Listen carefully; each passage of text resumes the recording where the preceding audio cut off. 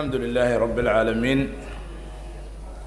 صلى الله وسلم وبارك على نبينا محمد وعلى آله وصحبه وسلم تسليما كثيرا إلى يوم الدين.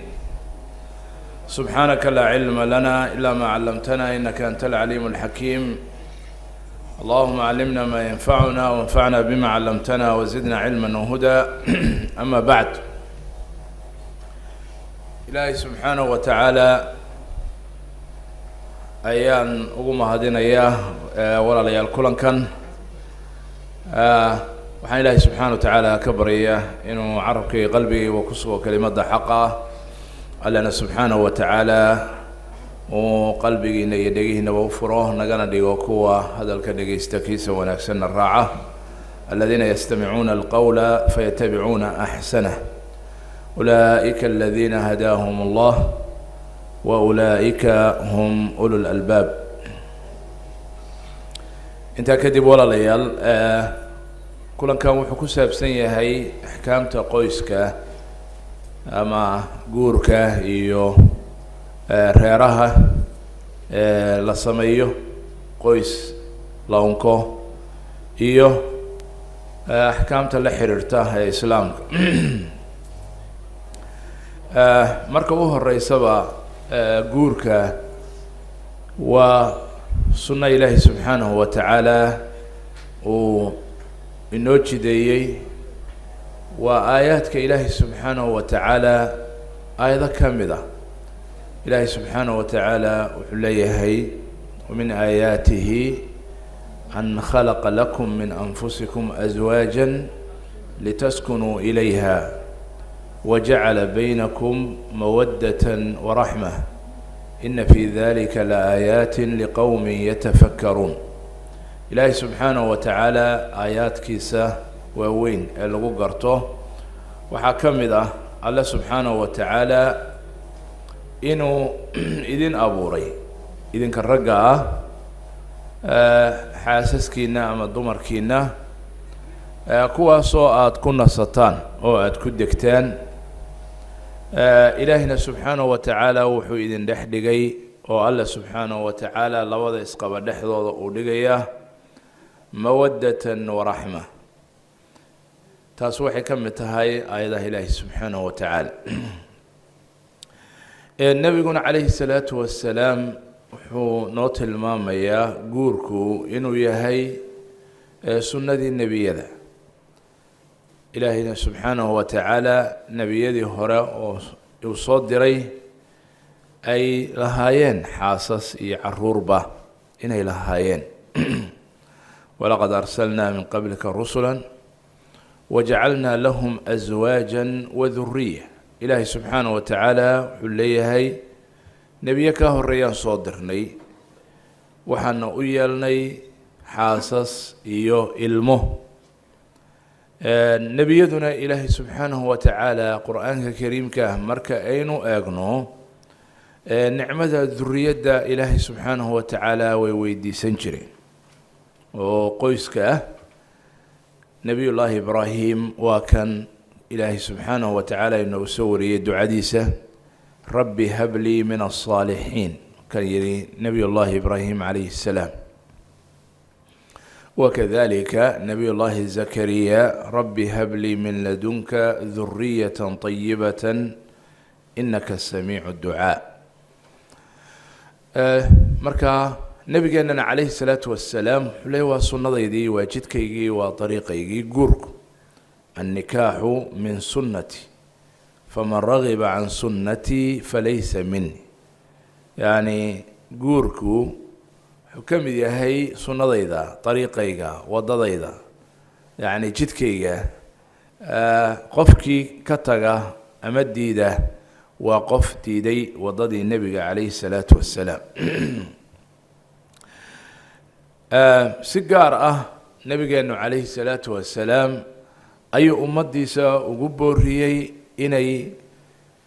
guursadaan oo guurka weliba badiyaan. wuxuu leeyahy nebigu calayhi salaatu wassalaam, tasawajuu alwaduud alwaluud fainii mukaahirun bikum alumam. waxaad guursataan haweenka ragga jecel oo dhalmada leh waxaan ummadaha hortooda ayaan ummadayda ugu faani doonaa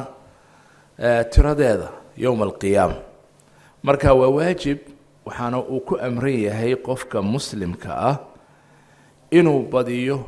ummadda muslimka ah inuu badiyo sababtoo ah waxaa weeye yacni hantida ugu weyn ee kownkan adduunkan saaran waa hantida bani aadamka wey ama waxa afka qalaad lagu yidhaahdo human resource dad wey waxa la tabco waxa ugu wanaagsan waa dad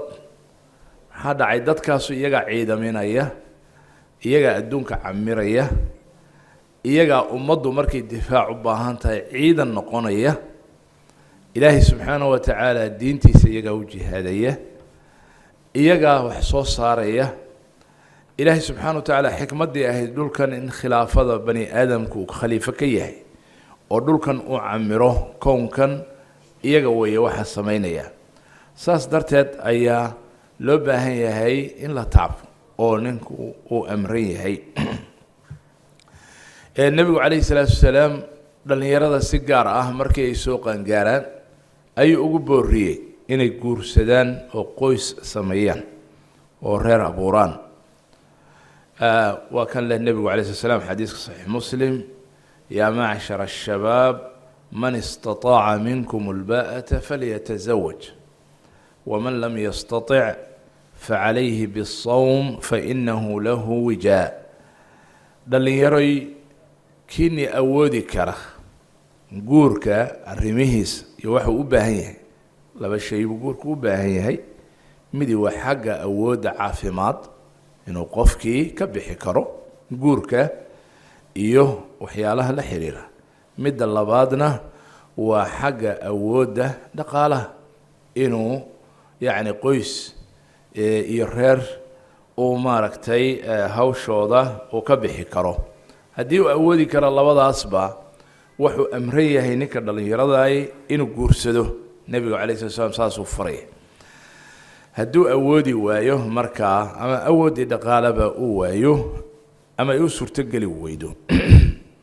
marka wuxuu balaan b buu qaadanaya balaanka ka hooseeya oo ku xiga kaasoo ah inuu soomo si shahwada u jebiyo hawada u jebiyo wailaa fitrada ilaahay subxaana wa tacaala ku abuuray baahideeda si kale uu ka dabooli karaa ma jirto aan guur ahayn ilaahay subxaana wa tacaala wuxuu amrayaa dhammaan ummadda muslimka ah kuwa aan guursan in loo guuriyo saas darteed ayay culimmadu xataa sheegayaan baytulmaalka yacni wasaaradda dhaqaalaha ee ummadda muslimka ay leedahay markaas inay mas-uul ka tahay xataa inay u guuriso qofkii aan kharashka haysa oo xataa sakadii laga siiyo iyo xoolihii khasnadda dowladda ku jiray in dhallinyarta aan guursan looga guuriyo haddaanay awoodi karin oo dowladda islaamku ay daboosho baahida dhallinyartaas dhaqaale ay u baahan yihiin wuuna sameeyey cumar ibn cabdilcasiis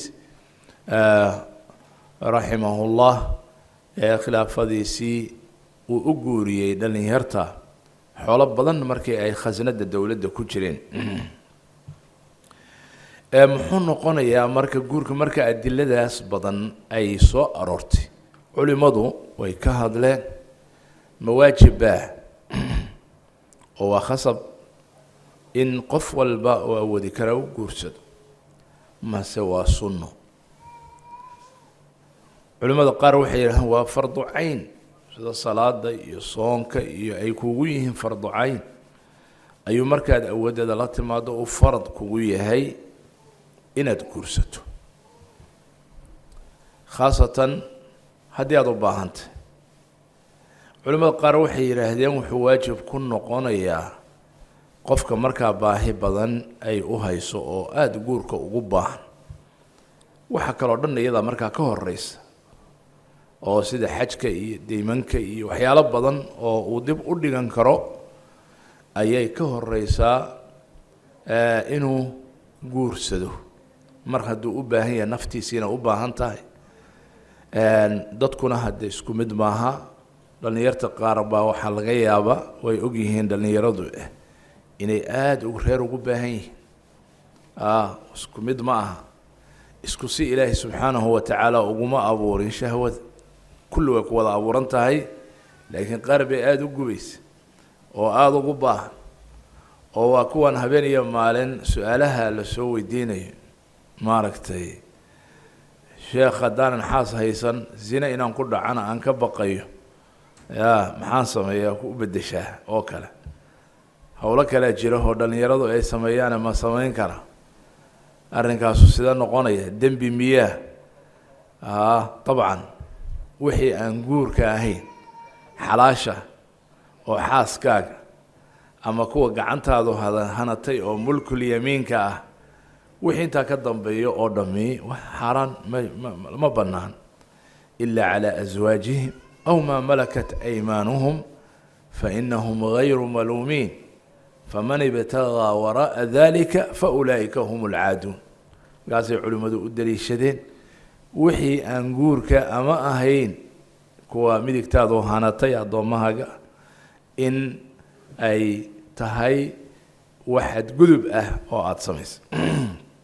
marka dhallinyartii maadaamay u baahan yihiin waxay yidhahaan culimmada ninka saasoo kaleeto ugu baahan waa waajib korkiisa ah inuu guursado siduu heli karo inuu ku guursado oo ugu suurtogeli karta marka la yidhaahdana waa waajib shaygaas bimacnaa waxa weeye sida waajibkii aada ku gudan karto inaad markaas samayso waajibka intiisii ugu yarayd hadda markaasoo kale lagama hadlayo waajibka marka la gudanayo guurkii fakfakda ahaayo oo aada u baahneed nin dhallinyaro ah oo guur u baahan oo xaaraan inuu ku dhaco qarka u saaran hadduu yidhaahdo ma guursan karaayo maxaa dhacay shuruudihii aan rabay oo dhan ma hayo gabar qurux badan xoolo badan aan ka bixiyey guri weyn aanu u sameeyey meher iyo shuruudo badan aan ka maaragtay aroos si fiican loo agaasimay la rabo in la dhigo hadday yidhaahdaan isaga ama qoyskiisa taas waxay noqonaysaa arrin qalad ah oo gaf ah maxaa dhacay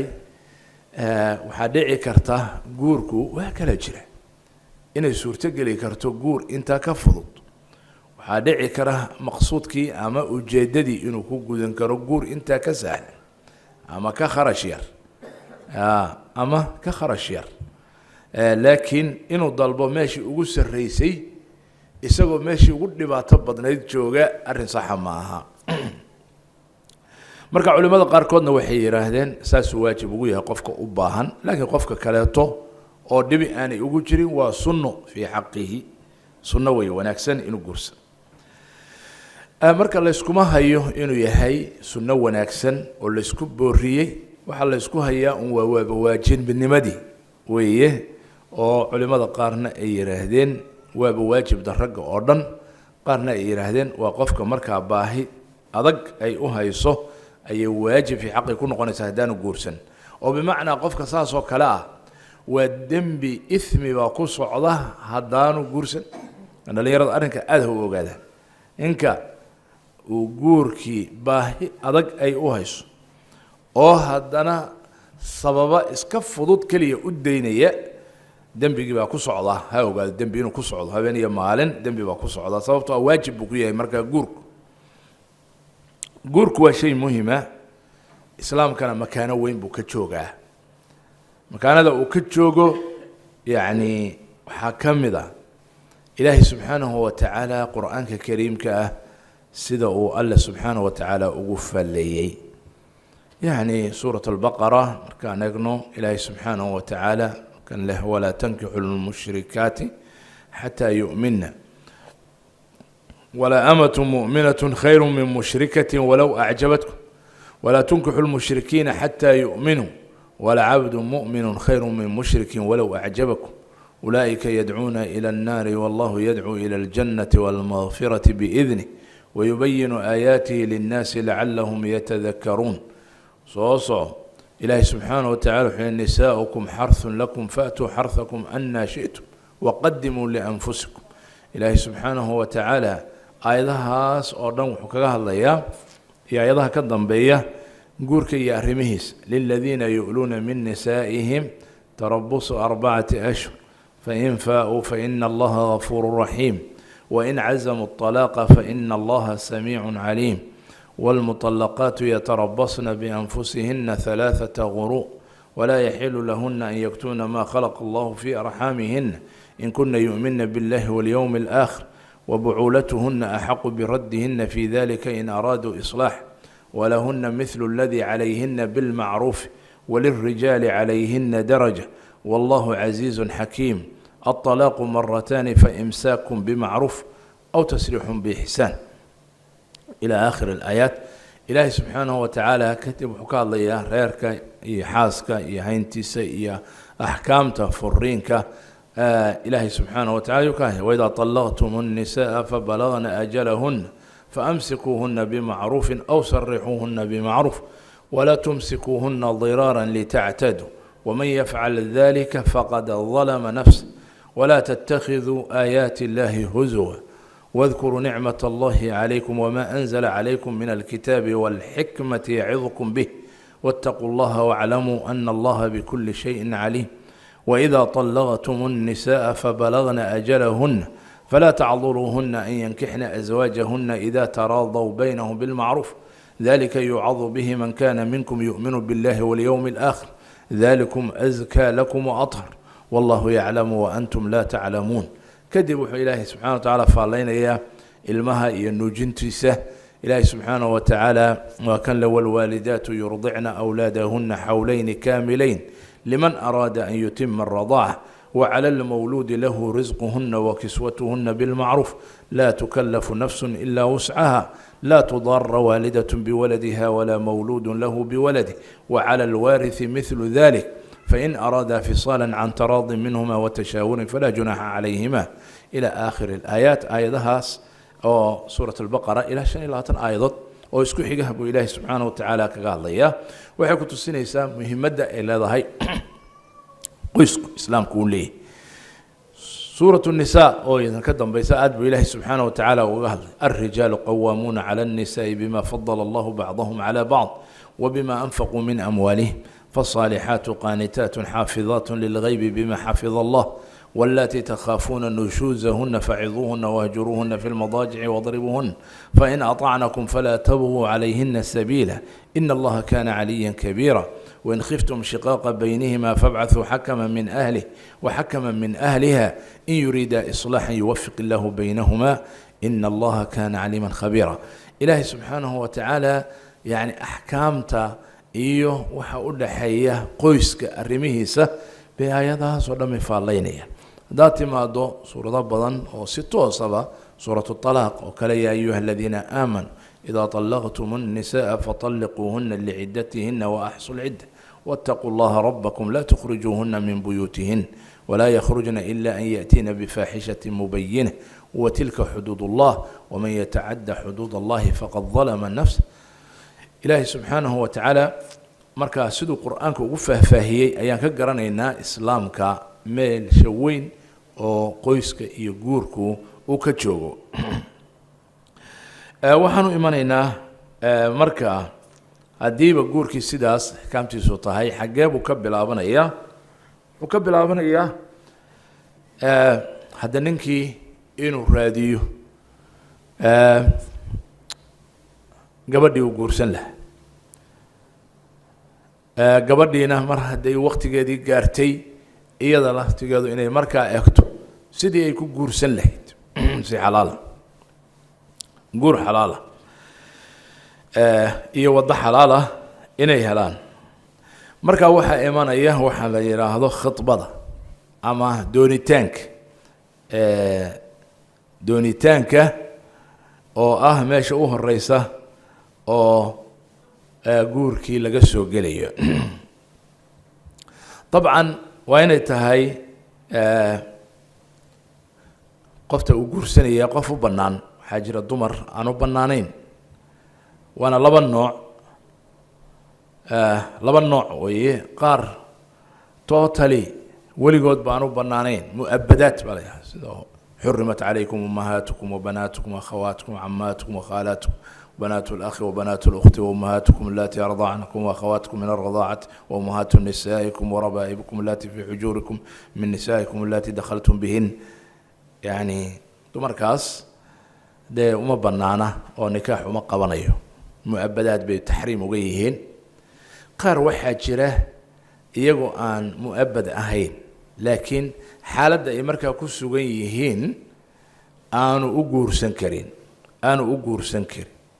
oo masalan gabadha walaasheed oo kaleeto wa an tajma'u bayna al-ukhtayni illa ma qad salaf gabadha walaasheed uu qabo ma guursan karo walaasheed kuma dari karo haddii aan midda hore masalan ama ayan kala tegin ama ayan ka dhiman ama ayan si kaleeto meeshii ayan ka bixin كذلك كو النبي عليه الصلاة والسلام والشاقي أو أنا قدري كرين أو قبل حبريرتد أما إيدد أو تشده أو دي قرابة دي توسكا هيدا تاسنا لما كل من كرو أو ده النبي عليه الصلاة والسلام وكحرمي دباتوين باكرد عيكرة وحلو دي إسلام كو حرمي حكمة بدن باكو جرت قبل دي إيدد نكو سكيني كرينا ما حبريرتد markii laga soo tago dumarka aan u banaanayn oo loo geeyay waxa marka imanaysa dumarka kale waxa kamid ah taban dumarka la qabo oo iyagana hadee nikaax ma qabanayo qof la qabo oo nikaax hore ku dhacay oo nin uu qabo ma la guursan karo nin kale to ma banaanayso kadib dumarka kale ayaa ilaahay subxaanahu wa tacaala oo tirada badan ayaa ilaahay subxaanahu wa tacaala u baneeyay waxaan ka ahayn mushrikaadka yani gaalada wathaniyaadka waxaan ka ahayn ahlul kitaabka ilaahay ka soo reebay ahlul kitaabkana waa inay muxsanaat yihiin ahlul kitaabka yani yahuud iyo nasaaro weeye laakiin waa inay yihiin muxsanaat yacni kuwa dhowrson oo kuwa zinada caanka ku ah aanay noqon kadib waxa weeye markaa doonitaanka markaa uu samayn kara doonitaanku ama khitbada waxa la yiraahdo waxa weeye waa ninkii inuu gabadhii doono ama la hadlo ama weligeedii awliyadeedii iyo reerkeedii uu la hadlo yiraahdo gabadhaasaan u baahnay ama isagu ha doono ama ha loo doono waxa uu dooni kara waalidkiisa iyo eheladiisa iyo qaraabadiisa iyona wakiilan karaayo way u dooni karaan sidoo kale waxa waqtigaas oo kale imanaya oo ka hormaraya doorashada inuu doorto gabadha uu rabo inuu doono taasna islaamku wuxuu dejiyay yani nidaam buu u dejiyay qofku uu raacayo gabadha uu rabo inuu guursado oo doonitaankeeda u marya xirto waxa weeye waa inuu ku doono wixii diintu ay u banaysay gabadhana sidaas oo kale oo waa dhici karta gabadha ama weligeedu inuu isaga laftigiisu khudbada sameeyo oo uu yiraahdo ninkaas gabadheedan kugu daraya ama walaashay baan kugu daraya oon kula jeclaata ama gabadhu ay fariin ninka u gudbiso oo tiraahdo ka waran haddii aynu maaragtay isguursano ama nafteeda ay u bandhigto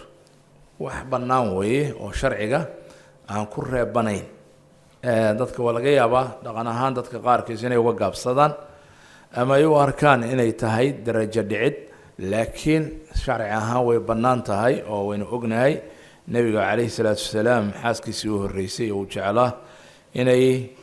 xaggeeda ka timi rabitaanku markii hore waaye doonitaanka marka shuruudda u degan waxa weeye saan sheegnay markay gabadhii tahay gabar la dooni karo sharcigu u baneeyey kuwa aan muxaramka ka ahayn inahan soo sheegnay inuu markaa uu doorto ku dooran karaa nebigu calayhi salaam siduu noo sheegay waxyaalo waxaa jira dumarka raadiyo oo ay ugu weyntahay afartan nebigu calayhi salaam uu sheegay tunkaxul mar'atu liarbacin uu yidhi afar ayaa lagu badanaaba raggu ku raacaan dumarka oo ku doortaan waa quruxdeeda waa reerka ay ka dhalatay iyo wanaagooda waa xoolaheeda waa diinteeda afartaasaa ugu badan yacni sida qaalibka waxyaalo kale waa dhici karaan laakiin waa afarta ugu weyn kadibna nebigu calayhi salaam wuxuu caddeeyey midda la rabo diin ahaan inaad maaragtay aada doorato oo ah inaad xoogga saarto diinta fadfar bidaati ddiini taribat yadak macnaa waxa weeye haddii aadan diinta xoogga saarin dhibaatooyin badan baa kusoo gaaraya waad khasaaraysaa oo yacni reer ahaan iyo caruur ahaan iyo qoys ahaanba dhibaatooyin badan baa kusoo food saari kara haddaadan diinta marka horeba xoog saar gabadha laftigeeda iyo reerkeeda waxaa la rabaa saas iyaguna inay diinta xoog saaraan oo nebigu calayhi salaam wuxuu yidhi idaa ataakum man tardawna diinahu wa khuluqahu fazawijuuhu yacni hadduu idin yimaado ama idinka soo doono guur qof diintiisa iyo akhlaaqdiisa raalli laga yahay idan ninkana laba shardi ama laba arrin ayaa laga eegaya oo ah diinta iyo akhlaaqda yacni qaabka dhaqankiisa iyo dabeecadihiisa ay yihiin hadday yihiin markaa dhaqan wanaagsan iyo dabeecad wanaagsan marka saasaa lagu dooranaya sidee lagu ogaanayaa waa in la hubiyo oo la iska waraysto oo gabadhu keligeed waa ka hadli doonaa weliga laakiin halkan waxaan uga baahannahay waxa weliga loogu xiray dumarka waxaa ka mid ah inaanay ogaan karin keligeed diintiisa iyo akhlaaqdiisa keligeed ma ogaan karto si kalsooni leh ninkuu khiyaami karaa wax kaluu isu tusi karaa riwaayad buu dhigi karaa garanaysaa dumarkuna way fududahay in arrimahaas lagu khiyaamo wax badanna way dhacdaa markii hore saasaan u malaynayay sidaasuu maaragtay ii sheegay saas iyo saasuu iska dhigay markuu wax rabo waxaa laga yaaba weli inuu iska dhigo laakiin hadhow runtiisi la soo baxo waa dhici kartaa dumarka inuu saa uyo markuu isleeyahay marka hore soo dhig dhulka gabadhan oo maaragtay shukaanso inuu nin dahaba iska dhigo hadhowna si kale uu noqdo waxaasoo dhan way dhici karaan marka waxaa la rabaa in la jeegarayo jeegarayntaas ama yacni hubintaas gabdhaha keligood ma kuma aadi karaan waxay u baahan tahay raggeeda awliyadeeda ah oo aabbaheed iyo awowaheed iyo walaalaheed iyo adeeradeed ilmo adeerteed dadkeeda ehelkeeda ah ee ka naxaya ee guurkeeda wixii dhib ka yimaadaa uu dhibayo inay ogaadaan arrinta gabdhuhu arrinkaa qodobka inay aada u ogaadaan waaye walidaalika ayaa loo baahan yahay inay ogaadaan dhibaatooyin badan oo ka dhaca gabadhu markaa waxaa loo diiday waye inay keligeed la keli noqoto guurka marka insha allahu tacaala shardiga weligaan kaga hadli doonaa oo nikaaxa laakiin halkan doorashada horeba yacni gabadhu way u baahan tahay si ay u ogaato man tardawna diinahu wa khuluqahu fazawijuuhu leeyahay nebigu calayhi salaam marka diintiisii iyo khuluqiisay ku ogaanaysaa keligeed ma ogaan kartee waxay u baahan tahay inay ogeysiiso ninkaas baanu sheekaysanay ama isdamacnay ama ila hadlay hadda bal ogaada arrinkiisa fiiriye waa in la yidhaahdo marka haddaanu isagu toos ugu iman reerka oo ka soo doonin iyaguna markaa inay yidhaahdaan waaye haddana dee garanayn ama toos ogeyn in markaas ay jawaabta uga kaadsadaan bal inta ay fiirinayaan arrinkaa muhiimadda uu leeyahay darteed xataa wax xaaraan ahaa asal ahaan ayaa ku bannaanaanaya oo maxaa ka mid a waxaa ka mid a xantu waa xaaraan laakiin markaad u tagto hebel adigoo baaritaan ku jira oo aad tiraahdo niyo hebel waniyo ninka hebel la yiraahdo oo saasi saasa oo reerkaasa oo halka degan oo saasi saasa taariifiso ayaa gabar iga soo doonay ama walaashay soo doonay ama gabadheedu soo doonay ama waa qarabay soo doonay naga soo doonay gabar maxay kula tahay ma taqaanaa adinka waxa la yiri ninkan isku meel baad deganaydeen ama waxa la yiri meel baad ka wada shaqeyn jirteen ama waxa la igu yiri qaraabatihiin oo waa taqaanaa bal ninkan iiga waran ninkaas gabar buu iga soo doonay ama walaashay buu soo doonay ama eedaday buu soo doonay bal ka waran ya ninkii baad wax xamanaysan ninkii soo adiga isagu ninkii wada xamanaysaan ya hadduu yiraahdo niyo ninkaas anigu ninka hebel soo maaha waan anigu ma arko niyo ninka gabadhaada inaa siiso ama uma arko maslaxa inay tahay walaasha inaa ku darto ninkaas وحنتي نيكي موقتي وعمك شيء ولا مو فاهفاهين لكن سجود هاند بوش هدي أي خصب نقطة إن كعل علي سو أو أرنتي أنت هديك حاجة في الناتو أو أنت حاجة قنعة قفك وأوكي لو حاجة قنعة ونيو قبل دنيك أنا وما أركو يناسيس هذا الكيو كوبن ويراد محا سيداب روحيه إيه عضي إيه ما ركتي حتى هذا ترى نيو نينكاس دقنك كما فيعنا ريرود دان ريرود كما فيعنا يا والحمت لكن هل كانوا كله حنت وحدهن علماء حنتان حران ما هتن تانو كما جرت ولا قصور ريب ما هذا عين مصلحة دينيد باكو جرت مصلحة الدين تلفت هذا الشيء ساس درتت سيدو قفك شيغانيا مظلمدا والامدا oo qaadiga intuu tago ama dawladda intuu tago ninka hebela xoolo iga haystay hal iga siiyo xoolahayg tadallum awoodi kari waay uu ka qaadan kari waay wixiisi inuu sheego waxa uu ku dulmiyay ya dibta uu masalan u geystay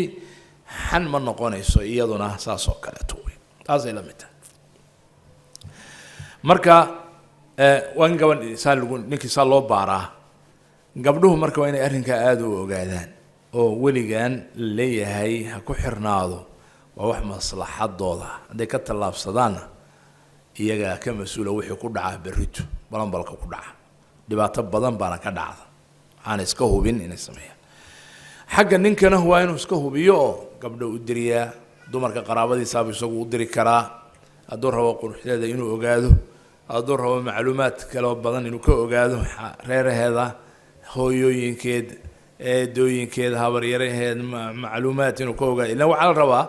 gabadha xagga dhalmada xagga maaratay waalidiinteeda xagga ehelkeeda xaggu ku ogaanaya inay waluu tahay masalan tasawwaju alwadud alwalud masalan gabadha dhalmada badan buu dumarka dhalmada badan oo maaragtay nimanka jecel guursada oo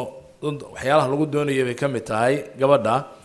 dee wuxuu ka ogaan karaa yiraahdeen يعني إلهي سبحانه وتعالى يا علم الله لكن لو قد لي شداه هو يداديو هبريره هاديو سدا يدوين كدي أيهن أيهن يا يضنا ولا سيد الراعية هالقاسنو كأجوه مركز دوريتان كاس هدي وصار ما هذا أو قبل المركز خطبة الله سميه الله طونه أرتا ننكله أو مسلمه أنت دوريتان كاس وكجرو qof kale uma banaana inuu gabadhii markaas uu raadiyo ama uu soo doon oo waa kan nabigu calaysay sallallahu la yakhtab ahadukum ala khitbati akhi qofna yu walaalkiis meel uu isagu doonay oo galay yu ka soo dabagelin ama yu maaragtay isaguna weydiin oo raadin loo baahan waxa kale oo markaa imanaysa midka kale inuu aqoonsado midka kale inuu aqoonsado ومعنى سده يعني شرعي maanta hada adduunka iyagaba wax badan ay furantahay oo isa soo baranaya oo is helaya laakiin islaamku wuxuu u sameeyay yani nidaam buu u sameeyay ma aha yani jaanta rogan maaha dadkan dad nikaax isu qabtay wali maaha waa khitba waa doonitaan markay isbartaan مثلا وقبضي أركو iyaduna ay aragto waa arrin loo baahan yahay arrinka xukunkiisu muxuu yahay ma waajiba ma sunna muxuu noqonaya yacni ninkii gabadha doonayay inuu arko iyaduna ay aragto culimada qaar baa yidhi waa waajib oo nabiga calayhi salaam hadalka uu yidhi yacni idhab fandur ilayha xadiiskaa ninkii uu yidhi orod soo eg ma aragtay gabadhaa doonaysa inaa guursato maya ma ana arkay orod soo arag orodoo soo arag yacni iska soo fiiri waaye oo waxa weeye araggaasu wuxuu keenayaa sida xadiiskaba ku taal in hadhow dee waxaad ku jeclaatay uu jiro oo gabadhii aad doonayso ama quruxdeeda ama araggeeda ama ragguna waaba ku kala duwan yihiin qiyaasta quruxda ninbaa waxaa laga yaabaa waxaad adugu u aragto gabar aad u aragto boqoradii quruxda inay tahay nin kale waxaa laga yaabaa inaanu sidaa u arag ma garanaysa marka aragtidu waa muhim qofku inuu iska arko ninba meel buu quruxda ka arkaa ninba meel buu ka arkaa ninba sibuu u arkaa qofba sibuu u yaqaan marka aragtidu waa marka waa sunna muaakada culimada qaar baa yiri waa waajib laakiin waajib ma oo waajib dilaya macnaha xaraam bay noqonaysaa inuu guursado haweeney aanu arag taasay noqonaysaa laakiin waxa saxiixa ah waxa weeye inay tahay arrin manduub ah oo sunna ah oo loo baahan yahay laakiin waajib ma hadduu guursado gabadhii oo aanu weli arag nikaax waa ansaxaya iskuma hayad insha allahu taala kadib waxaa u bannaan aragtida yacni muxuu arki karaa ninku muxuu arki karaa gabadha laftigeeda dee waa inay iska aragto ninka muxuu ka arki karaa ilaa intee buu ka arki karaa in ajnabi bay ka tahay gabadhaas yacni inta la isku waafaqsan yahay ee culimmada jamhuurkooda u badan yahay waa wejiga iyo labada gacmood intaa uu ka arki karaa qaar waa jiraan culimada qoorta ka hadlay qaar baa jira waxyaalo kaleeto ka hadlay qaar baa jira jirkeedoo dhan ka hadlay laakiin sax maaha inta daliilku waafaqsan yahay oo adiladu waafaqsan tahay waa wejiga iyo labada gacmood ee culimaduna ay u badan tahay aqwaasha kale waa aqwaal kale oo iska shaad ah marka uu arkayo inuu ogeysiiyo shardi miya meesha uu ku arkayo se ma keligooday noqonayaan dabcan khalwo ma noqon karto labadooda keliya meel kulmisa ma noqonayso waa inay calaa mashhad tahay meel dad ku arkayaan oo labadooda aanay la keliyeysanayn marka halkaa waynu kaga duwannahay sida hadda yacni ummado kale ay sameeyaan ama reer galbeedka lagu sameeyo ama saaxiibada lagu sameeyo oo wiilkii iyo gabadhii isla baxaan oo meelaha isla aadaan oo xafiisyada makhaayadaha isla aadaan oo way isdooneen oo isu doonan yihiin maaragtay say rabaan ha u wada socdaan sax maaha arrinka arrin jira maaha laakiin inuu ka idin qaato dee shardi maaha iyadoon aragu meel uu ka fiirin karaa hadduu waxaa xadiista qaar ba sheegay oo xadiiskii jaabir baa ka mid ah gabar baan doonay oo waan u dhakan jiray buu leeyahay geed markay meel marayso jidkaabaan geed baan ku gaban jiray halkaasaan ka fiirin jiray si aan bal u arko si fiican maaragta wajigeeda u fiirso dayib inta jeer uu arkayo ma xadidan tahay hal mar ma ku filan tahay inuu hal mar fiiriyo kadibna ka jeesto ilan aragtida يعني لك الأولى وعليك الثانية وذوقتهن إيشا إن هذا مرة والبسكة فير سوكم بنان يا لكن ما دام وجوري هاي وحي لها علماء هالمر كم فيلنا هالمر يعني وحي وينو سكه بيا وبهان كرامر لبعض إنه أركو سفي عنه سجى أوه إن ده إنه كو أوه مركا وحنا جرى حديث تستنى سو النبي عليه السلام هواني باوتمي وحي تري نفط إذا أيام كوه بيه يا نبي كنت عارف سواء أصحاب تلفرديهم مسجد كفردي مركا النبي عليه الصلاة والسلام جاي هواني دي مركا حديثكو لي هاي سفي عمبو عندها قرء وقاضي سئاد وحل دربو يا فصعد النظر وصوبه يا إلى النبي عليه الصلاة والسلام حشود بدنا يعني إنه دمر كسكير وما هين شرطك لكن ما دام قفتان جور أرنكات صقري سفي عنبو عندها وآجي وكين دبو حسلي معنا مركا وحيلها العلماء قفكو إيجي كرا مر يلبو يصدح وأنت كفلا أو ماركتي وسفي عن سجاه بيو maxaa dhacay arrinkaas kala gacalka iyo jacaylka iyo wada jooga ayuu hadhow qayb ka qaadan karaa culimada qaar baa waxay u shardiyeen amni shahwa in aan ila rag qaar baa iska kulule hadii niyo xaaladaadu ay kululanayso yaani halka mar iska gaabso kaliya bis mar aad aragto wajigeeda gabadhii gacmeeda aragto fiish laakiin hadda waxyaalaha khata ah oo dhaca waxa kamida وحواي تلفون أما فيسبوك أما إنترنت أما سكايب أما بالغوش كيسنا يا هذا وحواي شهوات باك عضي يو دباتا دعضي يو حاسب وبردنا يا وبردنا ننكي نفساسنا مركز غلط ما بنانا الرنكاس خلونا ما بنانا لبضوض إلى كل النقضان waxayna ku wanaagsan tahay marka uu arkayo in gurigeeda oo kaleeto iyadoo ehelkeedii gabadha ay joogaan inuu arko wixii khidbada ka dambeeya مثلا waxa dhici karta gabadhi ninkii aan xajabin markuu arko ama iyada aanu xajab waa dhici karta marka doonitaankaas ma ka dhigaya ilaa wa ilaa mar hadii la isdoonay waa in guurkii la dhameystira khasab ma aha shardi ma aha arrinkaas waa laga noqon karaa waa khitba waa doonitaan waa ballantaasna waa laga noqon karaa hadii qofkii maslaxad khaasatan ay u muuqatay uu ka noqon karaa qof marka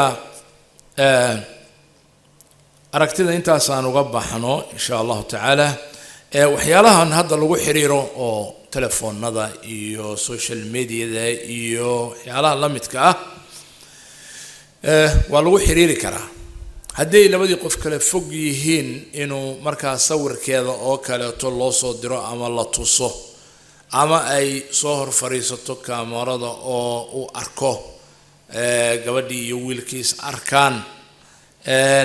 علماء المعاصرين تاوي بنانتا يراهدين يعني سي دي ماركتي غوركا انت انو دحين نكاح لو هوبيو او لبدي قف اي رالي اسو نقدان او لبا قف او اسفهمي اما رالي اسو اسغا اه غوركاس اي u noqdaan waxyaalo waxa dhici kara marka intii يعني خطبة يسعتي أما دونيتانك يقعد ودوننايد وحدي كرتا إن أي هدية يحياله إنه مارتي وهدية وأقول كور عيسى دعي كرتا عن مهركي أهين محن قنيسة وحدي كرتا قفك خرج كلاته وكصابسن أرمها خطبة إنه قالوا علماء way ka hadlaan ma khasaba inuu compensation bixiyo ama hadiyadihi la soo celiyo fuqahada qaar baa yiri yani wixii laga qaatay ninkii meeshii uu ka baxay waa in loo soo celiyo laakiin sida gaalibka ah oo loo badan yahay culimada jamhuurkooda qabaan wixii hadiyad ah hiba oo kala weeye taas wax celin ah ma laha hadayna ahayn wax meherka hordhaciisa ah ama meherka xisaabsan ama waxyaalo waaweyn oo saas oo kale taa oo qiimo leh oo meher iyo waxa xisaabsan aanay ahayn waxa weeye wixii hadaaya ah iyo waxaas wax dhiba ma laha celinteedu way isaga banaan tahay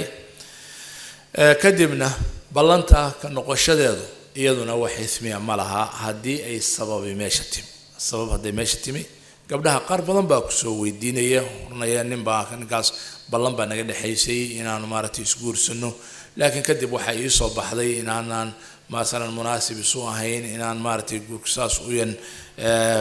uyan noqonayn marka waxyaalahaas maxaa يعني أي نقونيسا هذا بلان تابلن جبين من بلان فريا من نقونيسا يعني ماذا تدرس يعني الموضوع كان لنا وحدة به هدي سبب أيتمي أما ننكي دينتي سيان لقرال النقون أما وحيالك على صوب حي أما حاجة شقدي سي أود دي سوح كلا تكسر النقضي دمعية صعدنا هدي كتماده أما ريركي بامبا رالك النقون أو ماركتي aan ogolaan ehelkeedii iyo awliyadii ilaa xaq bay u leeyihiin inay gabadha taladeeda wax ku lahaadaan insha Allah taala jalsada kale ayaa kaga hadli doonaa shuruudaha nikaaxa markaan ka hadlayno insha Allah laakiin waligu inuu shardi u yahay halkaas horena khidbada qayb ay kaga jirtaa qaybta dambena hadda waxaanuba ansixahay nikaaxasan arki doono sababtuna waxa weeye sida haddaba aan u jeedino haddii xataa doonitaankan gabadhu ay doonan tahay aan lagu heshiin gabadha keligeed dhibaatadu ma gaarayso ehelkeedu mar walba dhibaatadii iyo eedii way la qaadayaan eedii iyo dhibaatadii way la qaadayaan markii dhibaato iyo eed ay timaadana reerku hayla qaadaan walaalahay iyo aabahay iyo eedii markaan rabana ninkan doona iska raacaya oo iska heshiinaya وحصحة وعدالة من نقنص عدالة من نقنص قصاص درتد بي أطهي مهم إن بلو قبا ريركو أي لقصو دعو أو أرنكا أي لأو قادان أنت أسان كوكا بسننا جلسة مانت إن شاء الله تعالى سؤاله قصاصا موضوع قيب طهوري قيبها كلام كغال لدونا إن شاء الله تعالى نكاحة إيو شروط ديسة شرطية لا ديجان كرو شروط لا ديجان كرين نفقة مهركة ولجاء يوحي لها كلا تولى حرير إن شاء الله تعالى صلى الله على نبينا محمد وعلى آله وصحبه أجمعين جزاكم الله خير. أشهد أن محمد